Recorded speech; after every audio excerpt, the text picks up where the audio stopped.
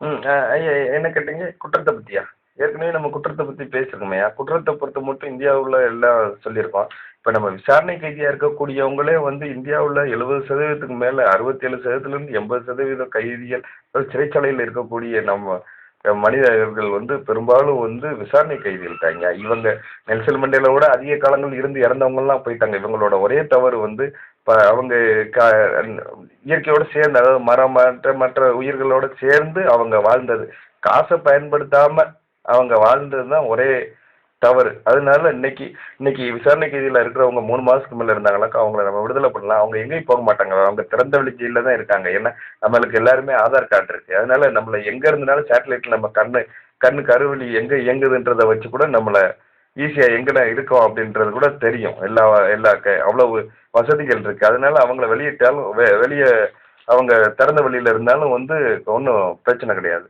அனைத்து இந்த விஷயத்துல குற்றத்தை பத்தி நீங்க சொல்லும்போது மாநிலந்தோறும் இன்னைக்கு சுப்ரீம் கோர்ட் தேவைப்படுது. நம்மளோட வழக்குகளை விரைவா முடிக்கிறதுக்கு. அதுபோக எல்லா அரசு துறை நிறுவனங்கள்ல இருக்கோ இல்லையோ காவல் நிலையத்துல கண்டிப்பான முறையில கேமரா பொருத்தணும்ட்டுன்னு பலர் முயற்சி பண்ணிட்டு இருக்காங்க. அதுக்காக வழக்குகள் நடந்துகிட்டு தான் இருக்கு. அது போக காவல்துறையில எல்லா என்கவுண்டர்ஸ் காவல் நிலையங்கள் நடந்துச்சுல எல்லா கொலைகளும் எல்லா தவறுகளையுமே வந்து நிச்சயமான முறையில் என்ன பண்ணணுமோ நம்ம சாதாரண எளிய மக்களுக்கு என்ன இது இருக்கோ அதன்படியே அதை நம்ம காவல்துறை மரணங்கள் நிறையா இருக்குங்க. அதில் பூரா நம்ம முதல்ல அதுக்கு முதல் நீதியை பற்றி அதுக்கு பேசுவோம். அப்புறம் நம்ம வெளியில் நம்மளை மாதிரி சாதாரண எளிய மக்கள் நடக்கக்கூடிய தவறுகளுக்கு அல்லது குற்றங்களுக்கு நம்ம அப்புறம் பேசிக்கலாம். முதல்ல அங்கே நடந்த எல்லா இதுக்குமே நம்ம முறையாக என்ன செய்யணுமோ அதை செஞ்சுக்கிட்டு வைங்க.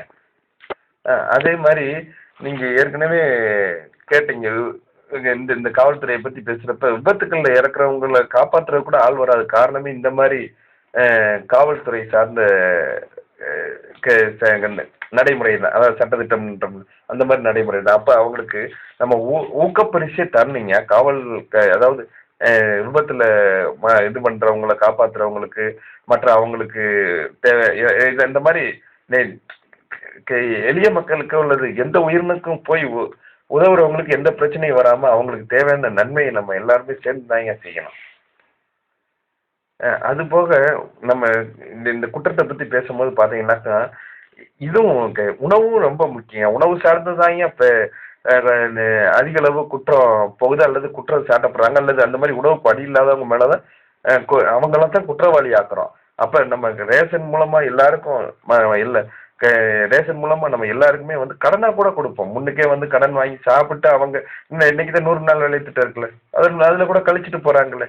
நமக்கு அவங்களுக்கு உணவை கொடுக்கணும். தனியாக இந்த உணவு கொடுக்கணும். நம்ம என்னைக்கு வந்து தேனும் நெய்யும் நம்ம ரேஷனில் எல்லாருக்குமே பகிர்ந்து எல்லாருக்குமே வேணுன்ற அளவு போதுமான அளவு கூடுதலாகவும் மற்ற உயிர்களுக்கெல்லாம் இறைகிறது மாதிரி நம்ம நிலையை அடைகிறது வரைக்கும் நம்ம நடைய வந்து மாற்றாமல் எப்பயுமே நடந்துக்கிட்டே இருக்கணும். அந்த நிலையை அடைஞ்சாலும் நம்ம நடக்க வேண்டியது நம்மளோட பொறுப்பு. முடிஞ்சால் அப்போ கூட ஓடிக்கிடலாம்.